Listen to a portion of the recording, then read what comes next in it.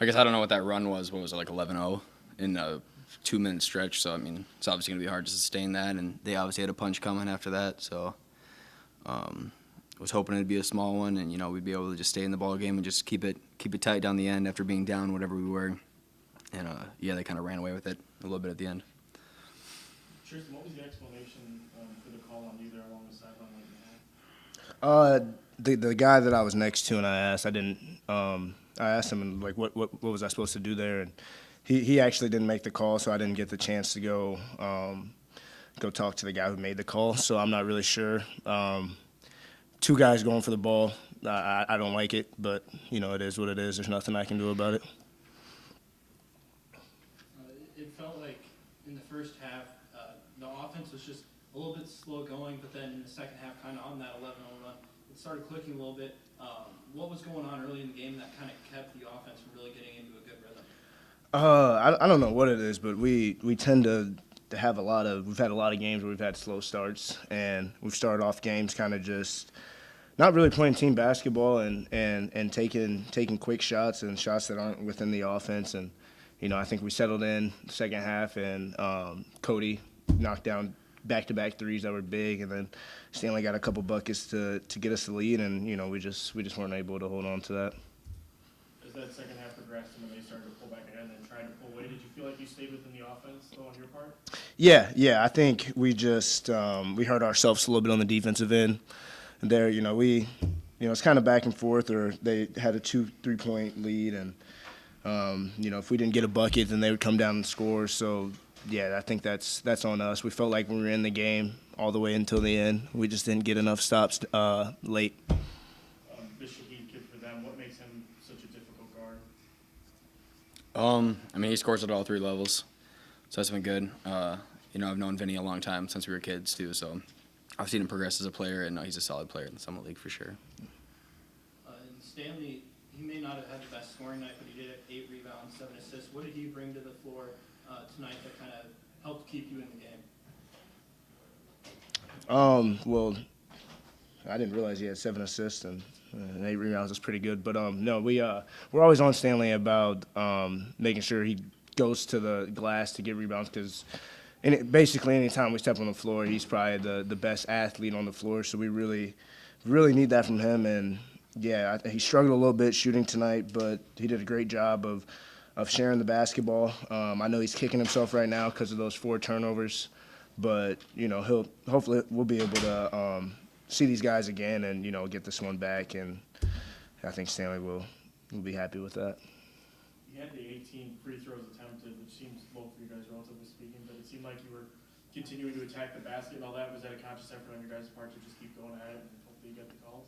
Yeah, for sure. We in conference we have more made free throws than our opponents have attempted. So us shooting 18 and them shooting 30, that's not a typical night for us. We usually get to the free throw line a lot more than our opponent, so that's a little frustrating.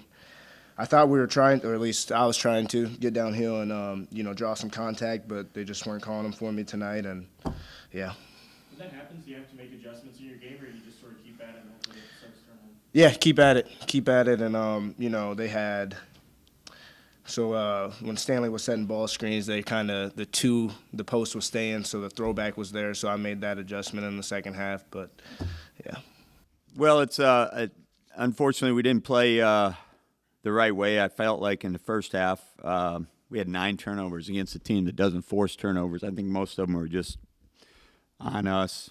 They're a very good team. They have the best point guard in the league, and Vinny Shahid, and you don't want to be playing from behind. We did a good job of making that run and getting the lead, but we've got to have, I know Hags and Stan are disappointed how they played. They go 6 for 21 and have 8 turnovers. You need your best players to step up and play in big games, and unfortunately they didn't play very well, and we had opportunities down the stretch, but didn't make enough plays. What started happening there once you guys took the lead? They started coming back and trying to pull away there. What was going on for you guys? Which part, to take the lead or the? After you guys took the lead. I don't. we had gone small. We had taken Hags out of the game, and we had gone small, and that's when we had the lead. I think we got it 49-48. But they're a good team. They put the ball in Shahid's hands, and he's hard to guard. He got to the line 14 times, and very good player. And Rocky Cruiser played really well for him. And Ward's going to play well. So I don't remember one specific thing that happened during that time. I know a couple things. They hit some huge shots. I mean, Shahid's dribbling to the out the door and throws in a 18-footer over his left shoulder with TP all over him, and then Cruiser knocks down a 3 late. And good teams knock down big shots. Seemed like some bad breaks too, where I think they fired a 3 from the corner and it bounces off the rim and it goes long and they get it. Tyson Ward got that over Tristan. So, but they stepped up and made shots, and they did that in the first half too. Edie hit a 3 with 1 second on the clock, and good teams step up and make big shots. Did you get any explanation on that call against Tristan along the sideline in the second half? No. He said he pushed him. So I thought he caught the ball, but so. I asked the guys the 18 free throw attempts tonight. It didn't seem like it was for a lack of effort on their part by any means. Yeah, I think Cruiser does a good job of not fouling. He's long. He's a good athlete. But normally we get to the line a lot more, but we didn't tonight, and that was frustrating, I think. And they're a physical team. They're very well coached. We'll watch the film and see. Obviously, you want more fouls called, but sometimes it doesn't happen. Were you pretty happy with the guys' shot selection there in the second half overall? Second half, yeah. First half, no. Yeah, I tell the guys all the time, when you're playing a good team, there can be a 2 or 3 minute stretch where you might lose the game. We lost that game at the end of the first half.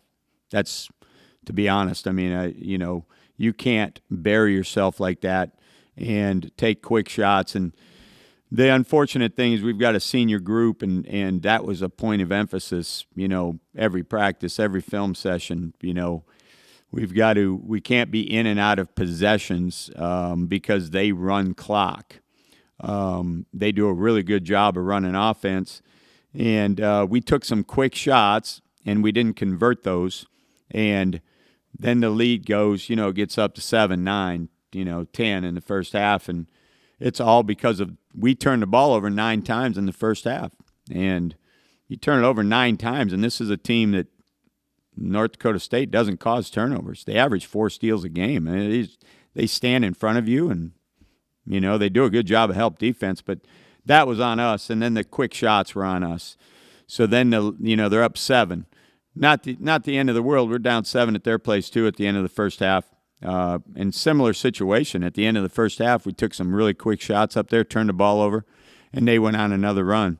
So that was disappointing in that we have a veteran group, and the scouting report and the points of emphasis was to not take quick shots. And we did, and that was a big turning point in the game, I thought. Relatively speaking, it feels like the offense tends to have slower starts. Is there any rhyme or reason for that? Do they just come out a little out of sync coming into games, or or is it just kind of a trying to get into a rhythm type of thing? I think it's teams guard us a certain way now, and our guys need to make adjustments to it. The game's not going to be played the way you want it to be played.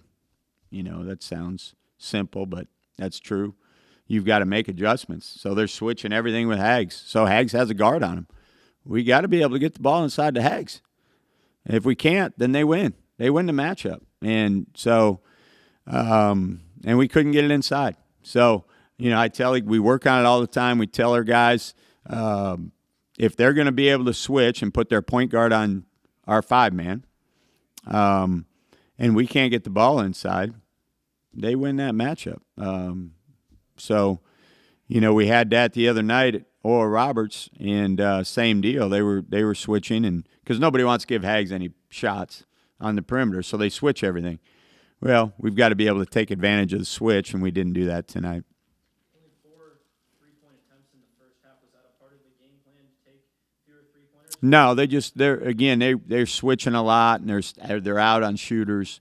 So then, as I said, you've got to make an adjustment. So get to the line, drive it, post up more, and that's what we tried to do. But we ended up taking too many quick shots in the first half. And Stanley may not have the best shooting night, but it seemed like he performed kind of overall quite well when it comes to the 8 rebounds and the 7 assists. Were you happy with his competitive balance overall in the game? Yeah, it was unfortunate. He was in foul trouble, early and often, and he was. But he has eight rebounds. That's great, 7 assists, and he made some really good passes. I thought he competed.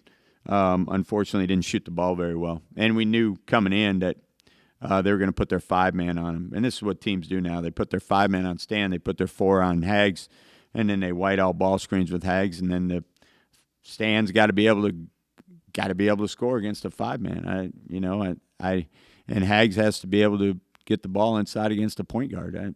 If we can't do those things, and everybody guards now the same way, so it's not a secret. I'm not telling tales. I mean, these guys are smart. They figure it out. So we've got to be able to make adjustments. Despite this not being your guys' best game this season, you were able to keep it close all the way, fought hard through the whole game. So what kinds of things can you pull from a game like this? Well, I thought defensively, we held them to 41% or 40%, which is good. And if you do that at home, you expect to win the game. So we were pretty good defensively, other than guarding Shaheed, I thought. Ward's going to get what he gets. He had ended up with 14 points, but I think Ward and Shaheed are both first-team All-League guys. Shaheed may be MVP of the league. But we held them to, pretty good percentage. Did a good job. We just were not very good offensively, and we turned it over way too much against a team that doesn't cause turnovers. And as I said, we took quick shots. But I thought defensively, the guys need to know, again, we're pounding it in their heads, but they need to know this is how teams are going to play. So it's a matter of toughness and making adjustments. And so we'll see, what happens Saturday or Sunday when we go up there, and if teams are going to, everybody's been playing us the same way. But defensively, I think it was the one thing we did a little bit better job tonight.